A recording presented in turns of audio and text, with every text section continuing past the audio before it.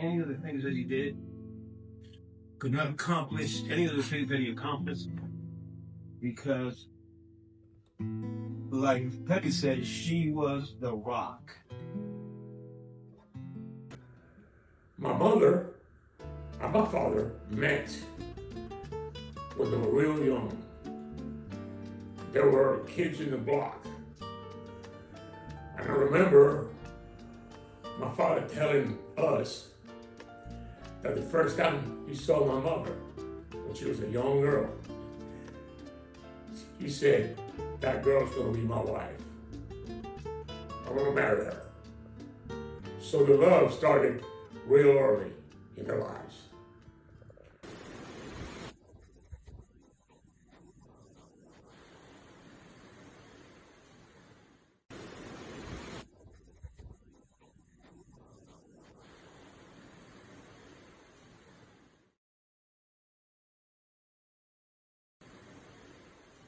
When my father was a young man, the way he got started in the army, the Cuban government would go to the neighborhoods and give a test to see if they could find candidates to go to the military academy. So my dad took that test and aced it. While in the academy, just like they do it here in West Point,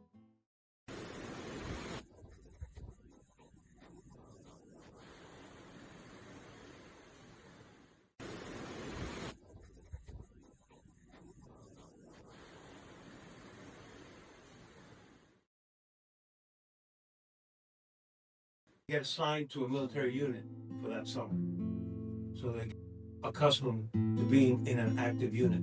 My dad was able to go on a naval anti-submarine mission during World War II, so that makes him a World War II veteran. The Cuban Navy at that time had become very famous because they had one of the best anti-submarine boats. The efficiency of killing German submarines was very good. So all the shipping that was coming through the Panama Canal around and were going to Germany or coming from the East Coast of the United States, they all wanted the Cuban Navy to escort them as long as they could, because they were so good at killing submarines. So my father was able to be on one of those anti-submarine boats as a cadet, so that was pretty good. When he graduated as a second lieutenant, called the Rural Guard. My father got stationed in the eastern part of the country, called Oriente, and he was there for a year. And his duty was to patrol, I don't know, hundreds of square miles in the mountains, in the jungles. And he had a small office in this little town, and there was a sergeant with him, a corporal, and a private. So they would go out on these home patrols. A couple of stories that he told me about his adventure there. One was about a Baptist preacher. Most people are Catholic, so the poor Baptist guy, he wasn't doing really well. He was actually stealing chickens, eggs, whatever he could to survive. And so the people wanted to hang him, got there, basically staked his life, because they were going to string him up. Dad gave him some money and got him on the horse and got him out of town. The next story is my favorite story. In his office, as you've seen, like when you go into the post office, they'll have pictures of wanted men. There was a man there, I don't know his name, so we're going to call him Mr. X. And he was wanted for murder, for manslaughter, rape, and robbery, a bunch of stuff. Dangerous man. So he's out on one of those patrols, and he tells his corporal to take the horses, take it to the station. He walks to the train station, he gets up on the boardwalk and walking. The train is there, people are loading up the train, And he looks down the train, and at the very end, the very fourth train, he sees Mr. X, a wanted man. He looks at him, he sees that Mr. X gets on the train, so he gets in the train, and the train takes off. Now, Mr. X did not see him, but he saw Mr. X. He starts going from car to car to car to car, because he was in the very forward car. Of course, he's saying, I don't know what I'm going to do, I have to arrest him. When he gets to the last car, and he could see through the glass window, you could see him sitting. He opened the door, Mr. X took a look at him, he pulled out an old peacemaker and started firing. Bam! Bam! Started firing my dad.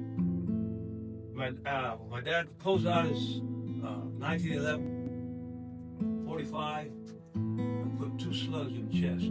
Boom, boom, killed him dead. Right there. That's pretty damn impressive to me. When he finished his duty as a rural guard, he went back to Havana, and then the Army sent him as a second lieutenant. They sent him to the United States, to Fort Bliss, and several other places for advanced artillery studies and the War College. And that tells me, and I never figured this out until not too long ago, that he already had to have a mastery of English. So he had to learn English while he was going to the academy. He spent a year in the United States. And then when he came back to Cuba, that's when they got married, when Mommy and Papa got married. He gets his first command, an artillery company. And for those of you who've been in the military, you understand when a new commander comes in, they inspect everything. So he is going around inspecting everything. They get to the stables,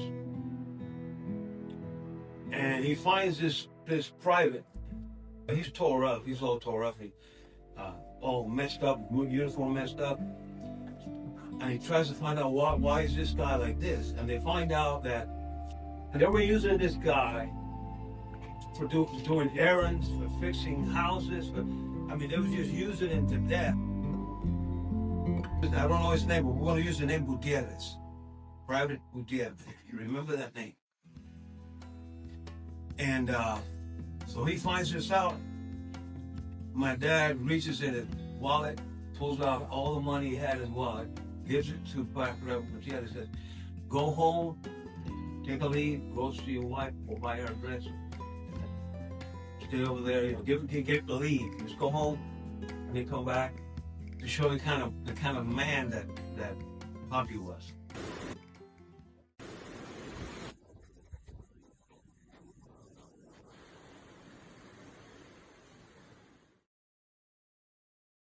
To do a demonstration for the United States Army,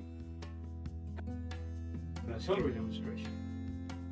And there was congressmen there, Batista was there, there was all the high brass of the United States Army there. Batista was the president of Cuba at the time, when he was a dictator. Okay? Batista was like a mafioso. A lot of the positions in the army, like generals and high brass, were just friends of his or cousins of his, where he would make somebody, oh, like you general, you take care of me, I take care of you. There was that kind of corruption, okay? So that's the reason when he took over that company, it was in such disarray. They're going to give a demonstration to the United States Army to show, what they can do. So there's all kinds of brass there, the high command, generals in there. So my dad goes out there and he gets all these different artillery units from Cuba, coming from different parts of Cuba, to show what they can do. And my dad's expertise with artillery was such that the American military, the congressmen, everybody, they could not believe that this little Cuban officer could do so well with artillery. They should not believe it. So of course Batista's sitting there, he gets his chest all proud, that's one of my men, that's one of my men. He wants to meet him, so he brings him over, meets him, he wants to see who this guy is. There's a mystery, we don't know exactly what happened, but somehow, and I think it had to do with that demonstration that was so impressive to Batista and everybody else.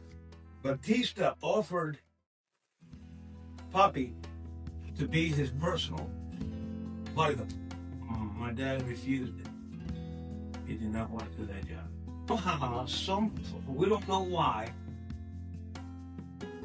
Batista gave him a ring that had his name and Papi's name engraved.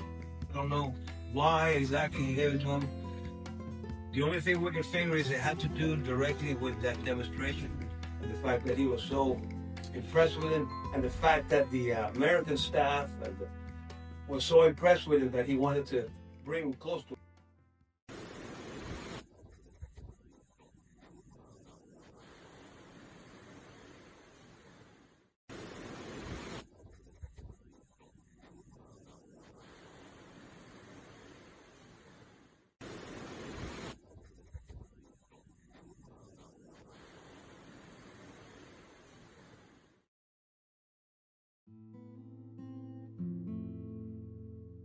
Now he's a major. When he becomes a major, he now becomes the director of mathematics and artillery studies at the military academy.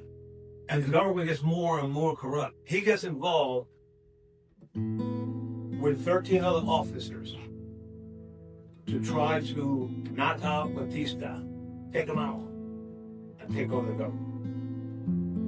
Now the plan was to do a military strike, take over the government, martial law, while they do an emergency election, and hand the government back to the civilian authority.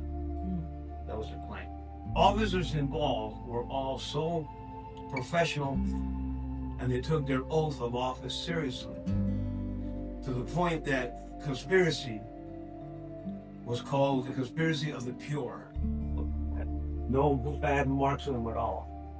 Now she understands that when they're about to make a move that could cost him his life, all this is happening, everything. And she's with him 100%, no questions, nothing. 100%. Why? Because she knew the kind of man he was, and that he would not do anything that was unlawful. He would not do anything that was unlawful. Making a strike like that is lawful, because when you take an oath, we all took the oath, or military, we all took the oath, to uphold and defend the Constitution.